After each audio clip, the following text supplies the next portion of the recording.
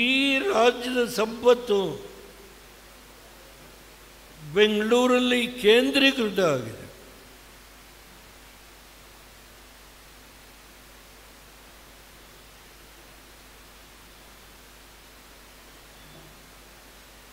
BDA, Bengaluru development authority, corporation, planning authority, irrigation.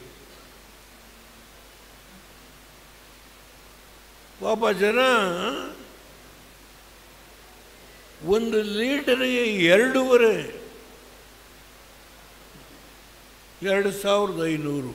3,000 ಒಂದು litre ನೀರಿಗೆ. ನೀವೇ ವರದಿ ಮಾಡಿದ್ದೀರಿ ಅಂದರೆ ಮಾಧ್ಯಮ.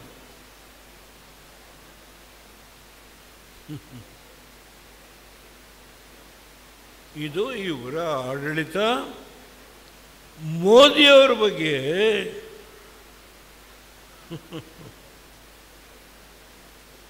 ಎಷ್ಟು ಲಘುವಾಗಿ ಮಾತನಾಡುತ್ತೆ. ಈ ರಾಷ್ಟ್ರದ 150 ಕೋಟಿಯ ಜನಸಂಖ್ಯೆಯ ಆಡಳಿತವನ್ನು ನಡೆಸುವ ಪ್ರಧಾನಮಂತ್ರಿಯ ಬಗ್ಗೆ ಆಡುವ ಮಾತುಗಳು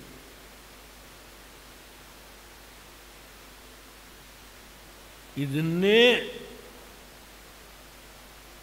ನಾನು ಹಿಂದೆ ಶಬ್ದ ಪ್ರಯೋಗ ಮಾಡಿದ್ದು ತಪ್ಪಾಗಿದ್ದರೆ ನಿಮ್ಮ ಕ್ಷಮೆ ಕೇಳ್ತೇನೆ.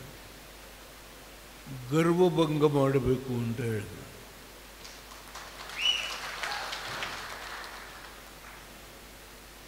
ಆರು ಕೋಟಿ ಜನತೆಯ ಒಬ್ಬ ಮುಖ್ಯಮಂತ್ರಿ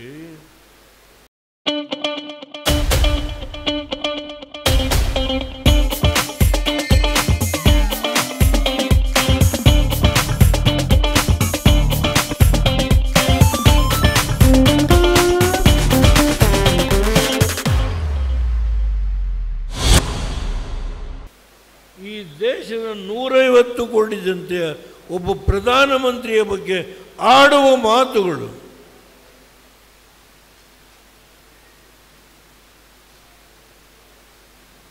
ನಾನು ಪ್ರಧಾನಮಂತ್ರಿಯಾಗಿ ಕೆಲಸ ಮಾಡಿದ್ದೆ, ಮುಖ್ಯಮಂತ್ರಿಯಾಗಿ ಕೆಲಸ ಮಾಡಿದ್ದೆ. ಇಂದಿರಾ ಗಾಂಧಿ ಪ್ರಧಾನಮಂತ್ರಿ ₹1 ಕೊಡಲಿಲ್ಲ. ನರಸಿಂಹರಾವ್ ಪ್ರಧಾನಮಂತ್ರಿ ₹1.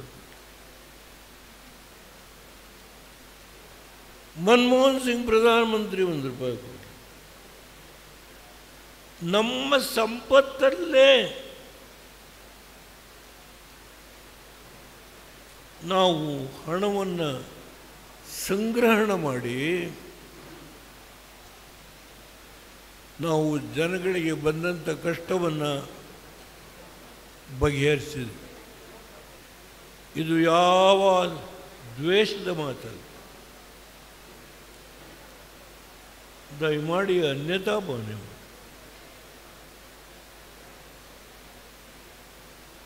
ನಾನು ಏನು ಇಲ್ಲಿ ತಿಪ್ಪೇಸ್ವಾಮಿ ನನ್ನ ಪ್ರೈವೇಟ್ ಸೆಕ್ರೆಟರಿ ಆಗಿದ್ದರು, ಇವತ್ತು MLC ಆಗಿದ್ದಾರೆ. ಅತ್ಯಂತ ಪ್ರಾಮಾಣಿಕ ವ್ಯಕ್ತಿ.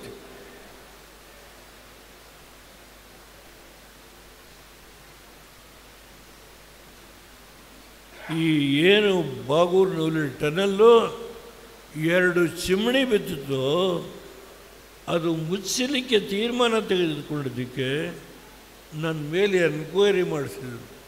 ಯಾರು? ವೀರಪ್ಪ ಮೊಯ್ಲಿಯವರು.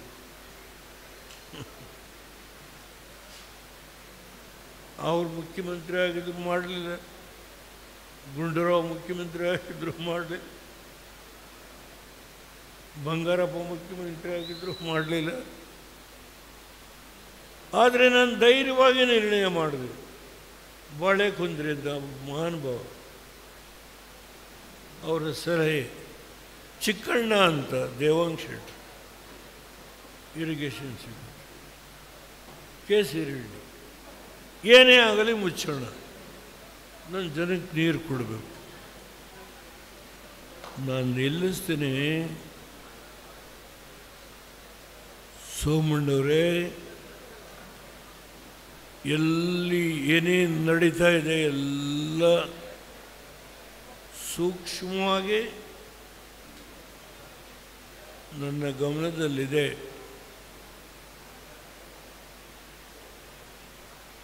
ಇವತ್ತು ಸೋಮಣ್ಣ ಸೋತ್ರೆ ಯಾವ ಮೋದಿಯವರನ್ನು ನಂಬಿದ್ದಾರೋ ನಾನು ಅವ್ರ ಮುಂದೆ ಹೋಗಿ ತಲೆ ಎತ್ತಿ ನಿಂತು ಈ ಕಾವೇರಿಯ ನೀರಿಗೆ ಏನು ಅನ್ಯಾಯ ಆಗಿದೆಯೋ ಅದನ್ನು ಸರಿಪಡಿಸಿ ಅಂತ ಕೇಳುವ ಯೋಗ್ಯತೆ ನನ್ನಲ್ಲಿ ಉಳಿಯೋದಿಲ್ಲ.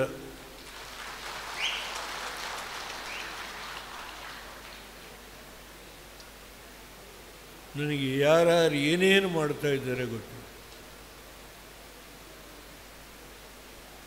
ಕಾಂಗ್ರೆಸ್ಸಿನ ಮುಖಂಡರುಗಳು ಏನೇನು ಮಾಡ್ತಾ ಇದ್ದಾರೆ ಎಲ್ಲ ತಿಳ್ಕೊಳ್ಳಿ. ನನ್ನ ಮಗ ಕುಮಾರಸ್ವಾಮಿ